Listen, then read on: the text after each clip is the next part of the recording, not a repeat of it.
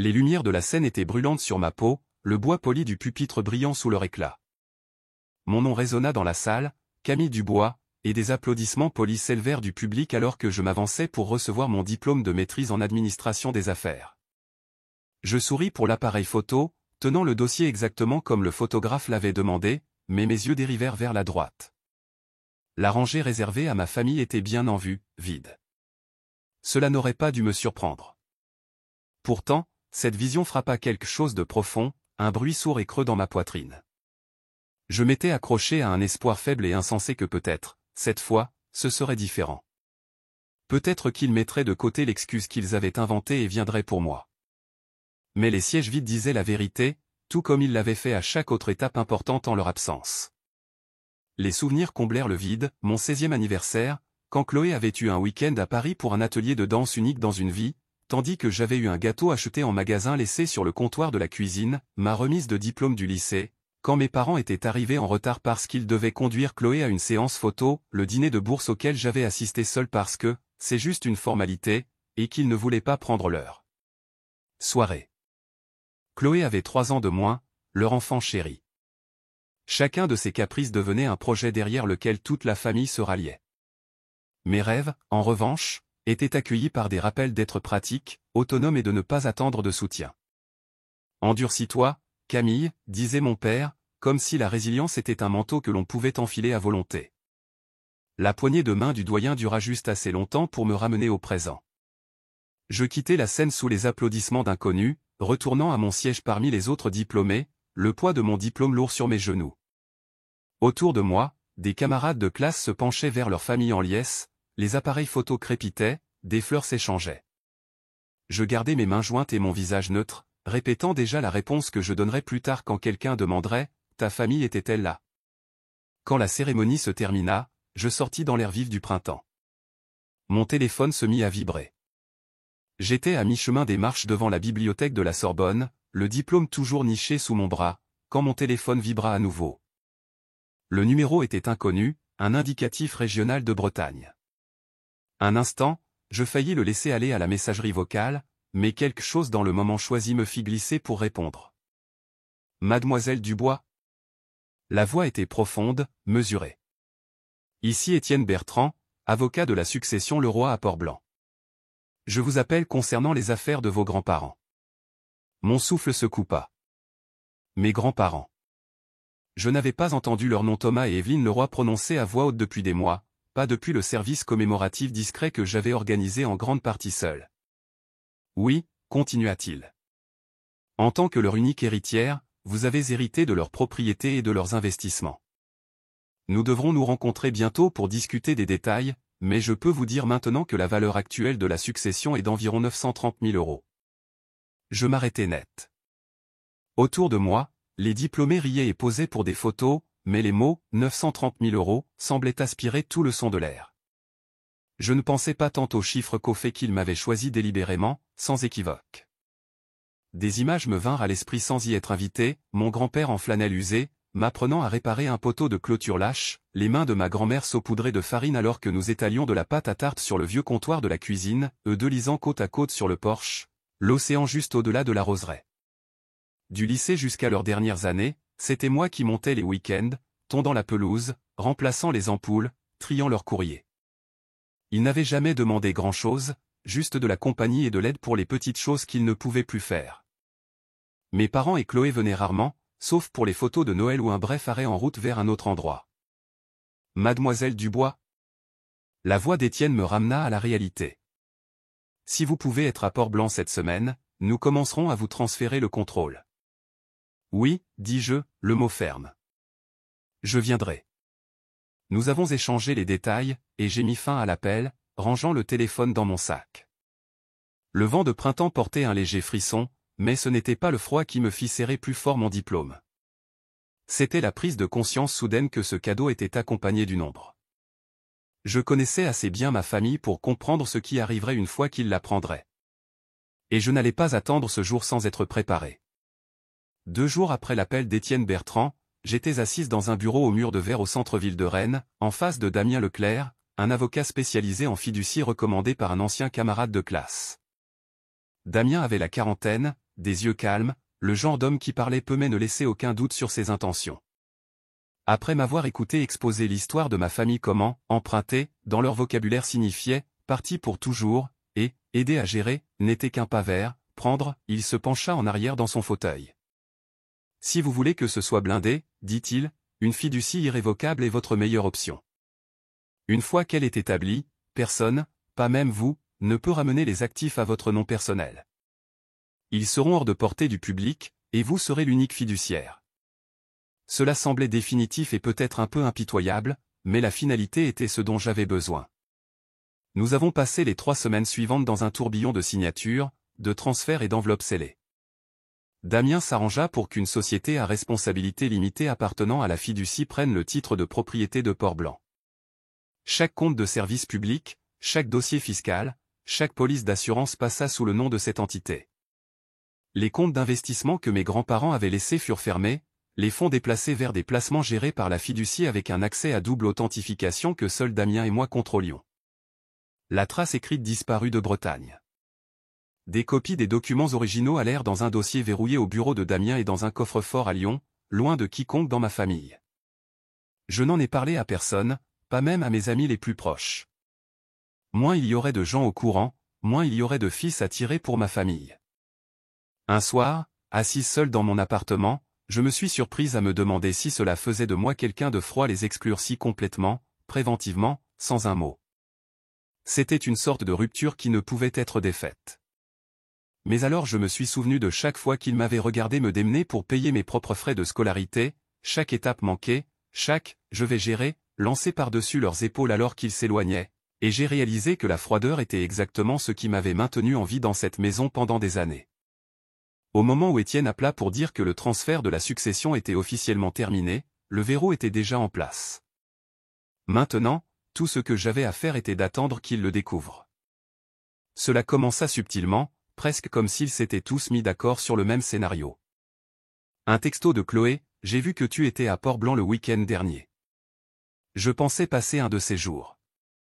On devrait se voir. » Un appel de ma mère, la voix excessivement chaleureuse, me demandant comment allait le travail et si j'avais eu le temps de penser à l'avenir de la maison.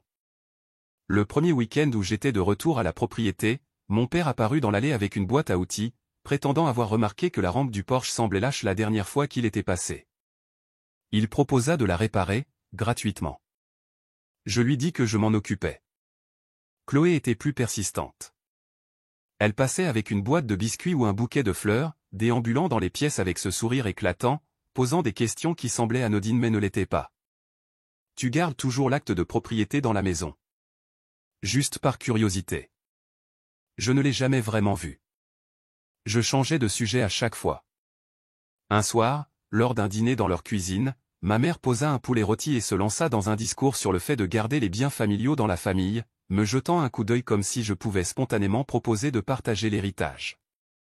Chloé intervint en disant combien elle avait toujours aimé cet endroit, comment elle pouvait s'imaginer y vivre, peut-être même le rénover. Je souris, hochai la tête et n'offris rien. Chaque visite, chaque appel téléphonique était une lente pression contre les limites de mes frontières, testant la faiblesse. Il pensait que j'étais toujours la fille qu'on pouvait user avec assez d'insistance, la sœur qui céderait pour maintenir la paix. Mais je m'assurais de répondre à chaque remarque inquisitrice par un vague murmure agréable, leur donnant l'illusion que je n'avais pas fortifié le terrain qu'ils étaient si impatients de revendiquer. Leur patience était tout aussi calculée que la mienne, et je savais que tôt ou tard, l'un de nous déciderait qu'il était temps de passer à l'étape suivante. L'air du matin était si vif qu'il me piquait les poumons alors que je balayais une dispersion de feuilles d'érable du porche. L'océan était agité ce jour-là, un grondement sourd sous le cri constant des mouettes.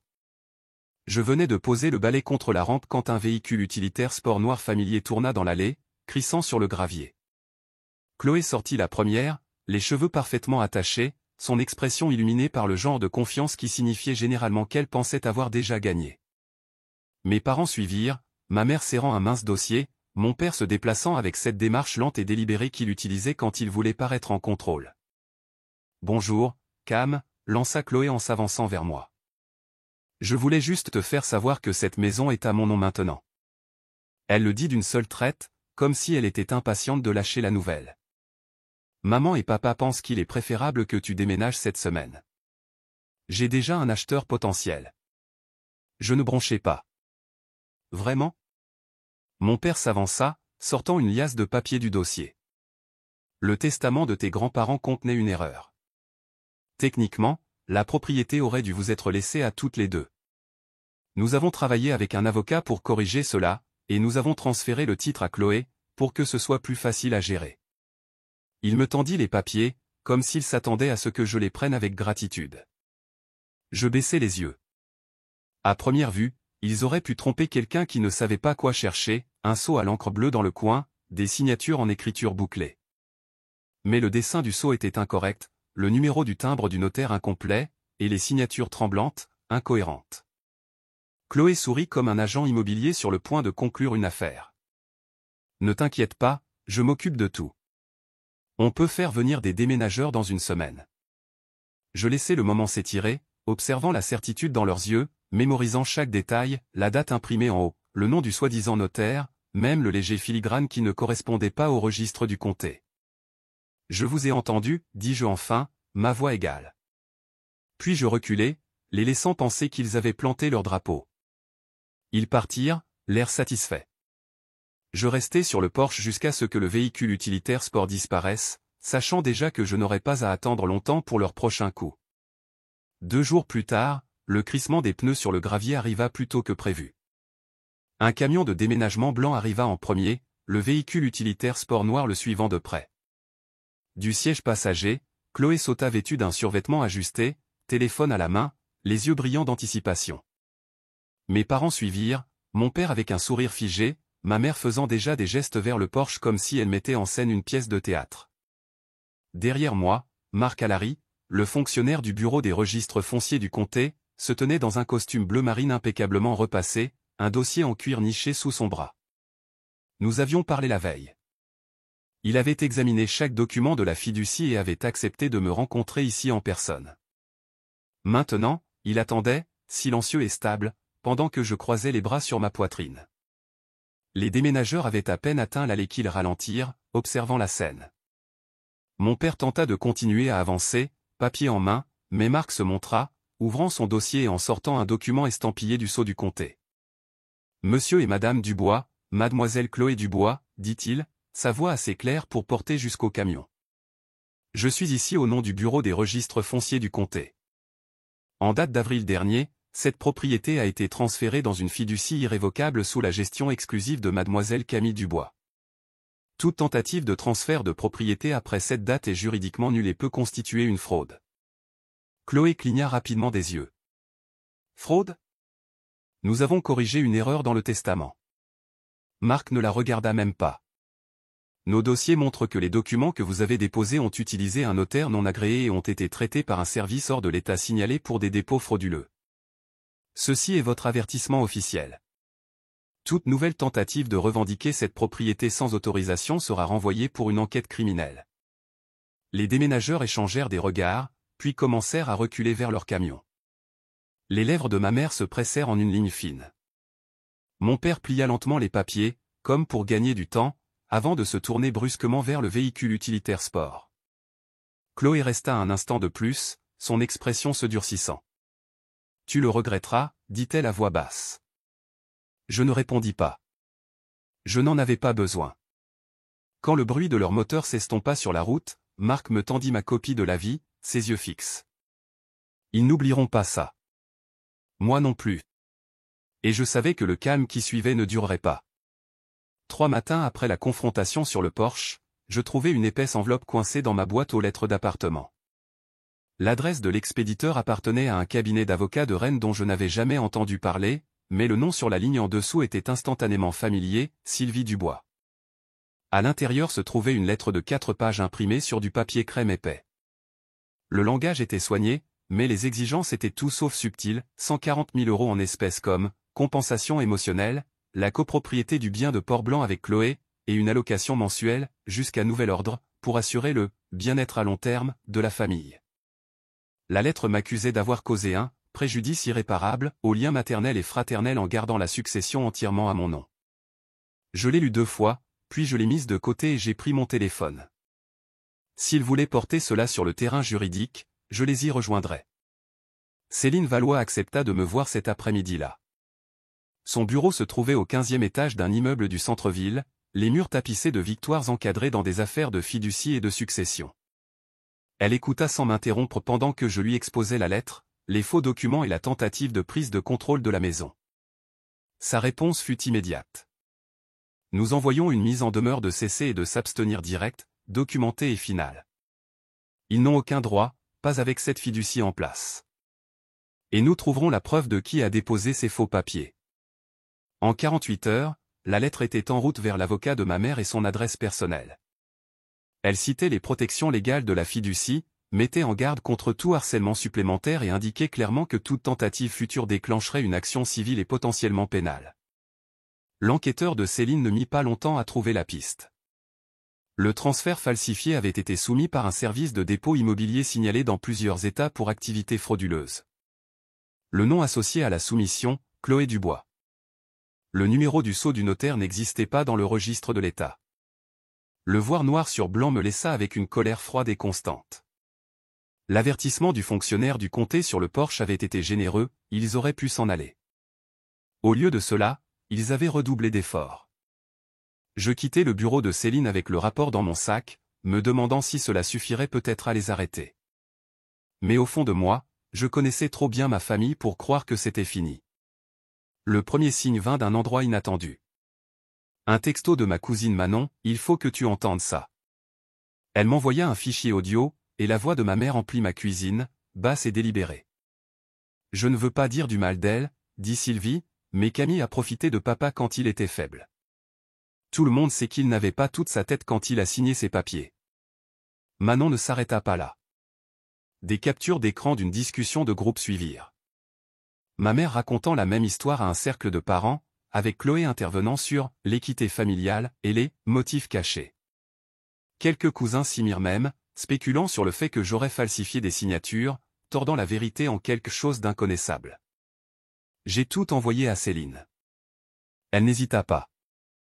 Ils essaient de transformer cela en une guerre de réputation. Si vous laissez faire, chacun de vos gestes sera vu à travers ce prisme. Nous ripostons avec des faits. Publiquement. Pendant 2 jours, nous avons élaboré une déclaration des faits de 12 pages, chaque date et document aligné, la création de la fiducie, le transfert de propriété, la piste du dépôt frauduleux avec le nom de Chloé dessus, et les registres du comté réfutant chaque accusation. Je l'ai envoyé à chaque parent de cette discussion de groupe et à quiconque ma mère avait essayé d'influencer. L'objet du message était simple, toute la vérité. Les excuses commencèrent à arriver en quelques heures. Certaines étaient brèves, juste quelques mots reconnaissant qu'ils avaient eu tort. D'autres venaient avec une longue explication sur le fait que ma mère avait semblé si convaincante. Tout le monde ne changea pas d'avis. Une poignée d'entre eux campèrent sur leur position, m'accusant d'étaler les affaires de famille. Mais le vent avait tourné. Les mensonges n'étaient plus sans réponse. À la fin de la semaine, le silence du camp de ma mère semblait plus lourd que n'importe quelle réponse. Je savais qu'ils se regroupaient. La nouvelle du nouvel emploi de Chloé vint d'une connaissance commune qui pensait que c'était formidable que nous réussissions toutes les deux. Une recherche rapide le confirma, elle avait rejoint une agence immobilière de luxe connue pour vanter l'éthique et la confiance de ses clients. Je ne perdis pas de temps. Céline et moi avons compilé les documents de transfert falsifiés, la vérification invalide du sceau de notaire et l'avertissement de fraude du comté en un seul dossier indexé. Je l'ai envoyé au comité d'éthique de l'entreprise avec une courte note, ceci concerne votre employé, Chloé Dubois, et son implication dans une tentative de fraude immobilière. 3 jours plus tard, l'entreprise l'a licencié. L'affaire a été transmise à la commission de réglementation professionnelle de l'État, qui a ouvert une enquête officielle. C'est alors que la contre-attaque est arrivée. Chloé a engagé un avocat réputé pour sa stratégie de communication agressive. Il a présenté mes actions comme une ingérence malveillante dans la carrière d'une jeune professionnelle, fournissant des citations sympathiques à un blog d'affaires local. Céline était prête. Nous avons envoyé à la commission de réglementation des copies certifiées de chaque document estampillé par le tribunal, y compris la mise en demeure, le rapport d'enquête liant le dépôt frauduleux à Chloé, et la déclaration du comté lors de la confrontation sur le porche. La commission a accusé réception, confirmant que les preuves resteraient dans le dossier. Le bruit médiatique s'est estompé une fois que les faits ont été mis sur la table. Je pouvais presque entendre le silence de leur côté tendu, calculé, attendant le prochain angle d'attaque. Je savais qu'il viendrait, et je savais que je ne pouvais pas me permettre de détourner le regard quand ce serait le cas. 2 mois plus tard, une enveloppe blanche ordinaire arriva, l'adresse de l'expéditeur provenant d'un cabinet d'avocats de Saint-Malo. À l'intérieur, la lettre était brève, toutes les plaintes contre moi sont retirées. Aucun contact ultérieur ne doit être établi, sauf si la loi l'exige. Je l'ai lu une fois, puis je l'ai plié soigneusement et l'ai placé dans mon dossier. Ni triomphe, ni jubilation, juste la certitude tranquille qu'un chapitre était clos. Ce week-end-là, je suis allé à Port-Blanc. La route de gravier serpentait vers la maison, les feuilles d'érable flamboyant de couleurs automnales, la mer s'étendant, argentée, au-delà. À l'intérieur, l'air avait le léger parfum du bois vieilli et du diffuseur de lavande que j'avais laissé il y a des mois. J'ai traversé chaque pièce lentement, ma main effleurant les murs de briques rouges, les photographies, le fauteuil usé près de la fenêtre. Dans le silence, la voix de mon grand-père semblait résonner, protège ce qui mérite d'être conservé. Je comprenais maintenant qu'il voulait dire plus que la propriété. C'était mon droit de choisir qui pouvait m'atteindre, ma capacité à garder ma dignité intacte, ma paix ininterrompue. Sur le porche, j'ai regardé l'horizon jusqu'à ce que la lumière commence à décliner, sachant que c'est moi qui déciderais désormais quelle porte resterait fermée.